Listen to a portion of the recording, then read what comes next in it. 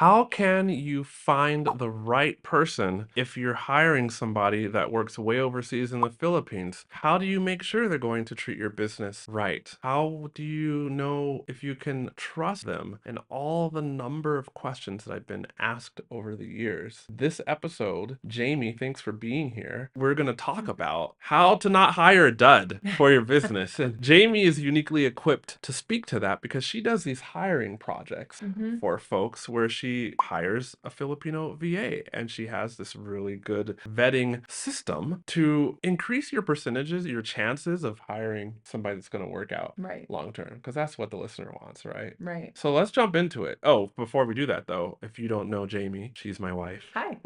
Hello. And she's the co-host of the podcast. And she's been managing Facebook how long has it been? You've been managing Facebook and Instagram ads, 5 months or so? Behind the scenes, getting some good results for some direct client of hers. You've also been doing a great job of raising our kids. They're still alive and breathing, right? Right. They're Yeah. still here. They're still here. Oh man, oh man. One of them's here right now today. He's not feeling so well. He came home from school and his teacher tells me that he's agripada, which because we live in Mexico and that means he has a cold. And Yeah. so Jamie, what are some things that you do to make sure you're hiring the best person possible for a client? So step one, I post the job description, right, on the job announcement on the Online Jobs Peach website. And there's a list of just steps of how to apply for the job. So there's the job description and then how to apply for the job. And in those, for us personally, like usually we ask them to not send a resume. And then something that is really a great way to just weed people out from the very beginning is we put like a secret kind of a secret task partway down that says that make sure you include this in the subject line, and you can make that whatever you want it to be. And so then if they're thorough, they see it If they pay and the attention subject to line detail. changes, right? Right. Out of 100 applicants or 100 emails that you would need to look to, because this is a common concern or slash complaint. Like I tried to hire someone and I got flooded with applications. So out of 100, how many folks who don't pay attention to detail does this weed out? Like At least half. at least half. I would say at least half of the Wow. people do not pay attention to detail Wow. to put that little secret task in the subject line. So this is a way that you can just boom, boom, boom. So many of them are, I'm your next rock star VA or something like that. And like, actually, you're not because you didn't follow directions. Right. So basically, if the listener just does this one thing, Mm-hmm. they've increased their chances at finding somebody who's Right. trustworthy, attention to detail, Right. pays attention to detail by 50%. Yeah, immediately. That's huge, Jamie. Because then you can just easily boom, boom, boom, go through at least done step number one. And then from there you can, see how they filled out the next What kind of steps. stuff do you actually put in the job description? And is yours really long or is it really short? And what's going on there? It depends what it is. If you want something fairly simple and you're only hiring for, say, 10 hours a week, it's probably going to be shorter. If you are hiring someone more for a full-time position, then your job description is going to be longer, right? If it's a simple customer service, for example, it's probably going to be a little bit more simple. And some things, you're going to be explaining to them, training them as they get hired. And so you don't need to put tons and tons of detail. But yeah, it depends what kind of position you are hiring for. If it's more data analyst or something like that, then Let's talk about expectations. Let's say the listener is hiring for like a general VA. Like, what should the listener expect a good candidate to already know versus what the listener should be prepared to teach the new hire during onboarding? One of the things that I include is the tech stack of the business that we're working with. And so ask them to rate themselves on a scale of 1 to 10. How well do you know my tech stack? Okay. And most of the time they're pretty honest, right? And they'll say, hey, this is a 10, or actually this one is a 0. What I love is that most of them put, even the ones that I am not familiar with, I'm really happy to learn it. And I can learn quickly. And I've used maybe a similar one, if you're in Asana or, Monday.com or something like that, they're going to be pretty similar. If they've already done one, but they haven't done your specific one, is pretty transferable skills, right? And so having a good idea, if they're rating themselves like 0 on everything, obviously they're probably not a good Right, fit. But if right. they have, most of them have some knowledge of, obviously like all the Google suite and, things like that. So, All other things considered equal, how are you choosing between two potential hires who know approximately like the same amount of your tech stack? good question. So one thing I'm definitely paying attention to is their written communication. Just how are they communicating in their responses? Are they using complete sentences? Do they have a good handle on the English language, on grammar, Yeah. things like that? Are they, polite and courteous? Do they sound a little bit short? Things like that. That definitely catches my attention. The other thing that really catches my attention as well is the spacing and is how they even respond to the email. If it's like a big blurb and it's all one long, super long paragraph, Yeah. that just drives me insane. Like I want things, bullet pointed, numbered. I want it nice and clear. This is the answer to this question. This is the answer to the next question. Some people, weed themselves out if we ask for, go to the Instagram and find out how many people, how many followers they have, for example, as a question. And they don't even have the right number of followers. And it's like, something like that, that should be just a really simple step that maybe they didn't follow. So the spacing and just is it easy on the eyes to read and their written communication are also two major factors. Mm-hmm. Mm-hmm. I like how there's this thing that Jamie does when you're hiring somebody to make sure they're a right fit. And this you do this a lot later in the hiring process, but I like how you give them a trial. Mm-hmm. And so I've heard people ask, like, do you give somebody a free trial or a paid trial? I'm curious. What about you? Right. So they go through another process of a bunch of questions that we send them. So once they make it past that round, and I feel like they've answered all of those questions sufficiently well, we do offer a paid trial. Hmm. I think it's important to, I guess, to value their work Hmm. and say it's we're going to pay a little bit less because it's a trial, but we still want to pay you for your time. You've made it this far into the process because out of those, 100 applicants, you were the one who actually responded. Then you responded to the next set of questions, and now you're here at this paid trial. You're really the cream of the crop here at this point, right? If you've responded and gotten this far. So a paid trial I think is really important because really it's only the trial should or the tasks that you give them should only take 2 or so hours of their time. But if someone is still spending 2, maybe 3 hours of their time to do the research, to research more on your company, your style, your voice, whatever they're doing, I think it's still like that's a lot of time to then possibly not make the cut and Hmm. get hired, right? And so even if you're not getting paid that much, but it's still showing, hey, I appreciate you. I appreciate you making it this far and paying attention to detail Sure. and just valuing people's time. Over the years, when I've done a Mhm. paid trial, I liked offering the same paid trial, the same exact paid trial, Mhm.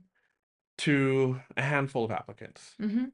so that I could learn like the following. I make sure that the paid trial is a task that I know how to do.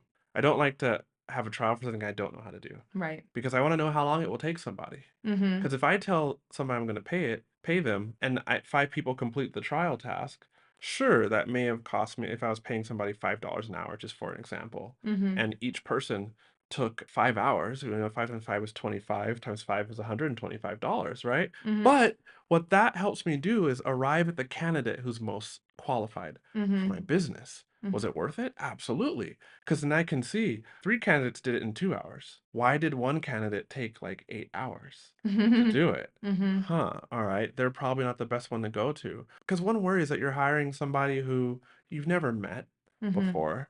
Like, so do they work out of integrity? Mm. If I know Yeah. how long the task takes, but I tell somebody I'm going to pay them, $5 an hour, are they kind of milking me? Right. Are they just gonna work Right. for 15 hours to do this task and do Right. a stellar job, or are they gonna do 15 hours and do a crap job? You Right. know? Like these sort Right. of things. And then what you said, like I love looking at how different folks submit their paid trial. Mhm. You know, are they giving me their PayPal?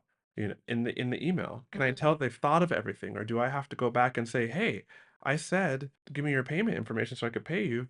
Can you go ahead and send that in another email? Like these are indicators. Like if you're having to Right. do that during a paid trial, you might be having to also do that like when you've hired somebody and you don't want that. And so Mhm. by setting up this detailed hiring process with Right. all these steps, that's how you're able to get to a good candidate for your client. So I think that's pretty Right. cool. Yeah. Yeah, that actually just happened with the project I'm working on right now.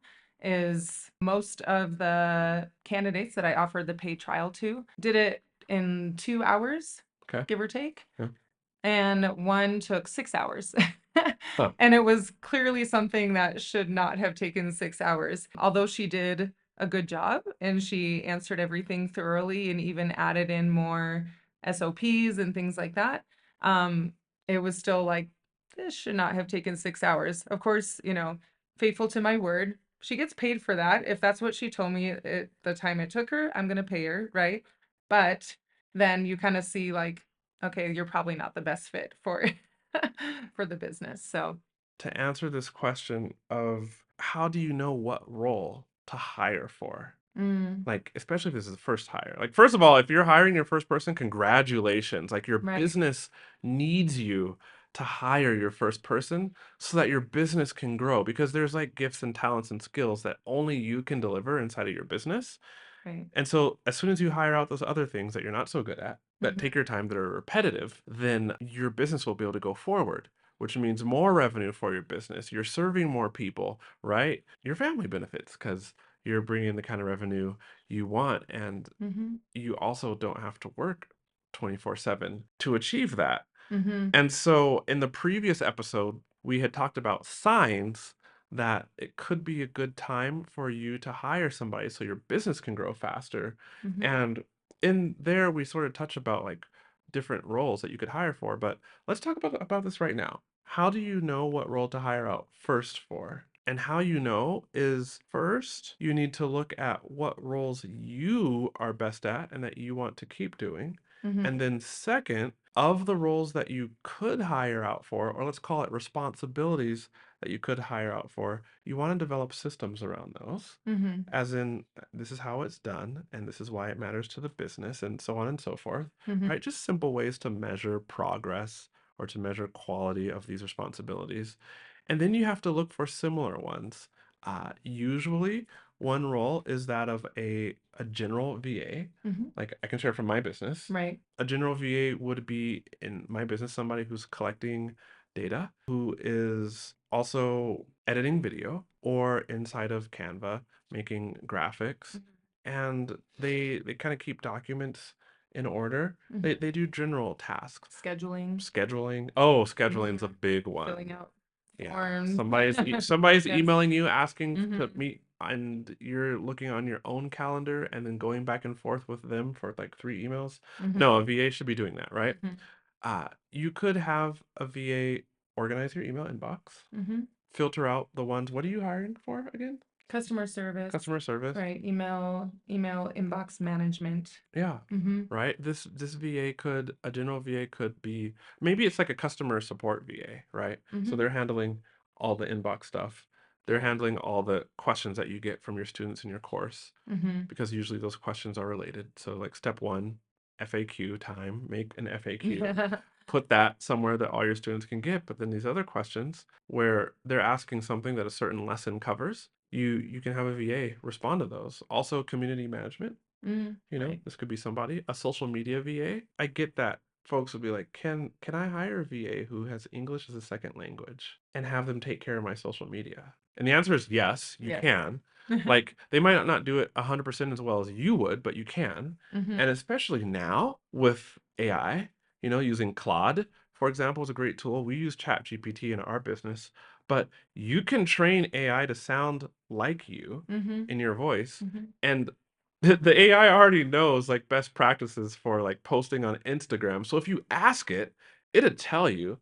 And then if you train it on your voice, right? And then Mhm. if you give it topics and you can have it reformat things there's a process to working with AI Right. and you can teach your VA that process. Mhm. And then they can produce through like iteration good posts based off of content that you've done. You could dictate an audio. There's a whole myriad of ways, but absolutely you can have a VA take care of your social media posting, Right. and even some of your interaction, depending on what you're comfortable with, Mhm. because it's all a process that you can train. And if there's a process, then you can have somebody follow it and you can look for the outcome. It's probably time to hire somebody. And when you do get around to hiring somebody so your Mm. business can grow faster and better, might I add, with used to having like a quality lifestyle and achieving some of those goals that you really wanted to achieve with your business, follow these tips, like, and you'll increase your chances greatly.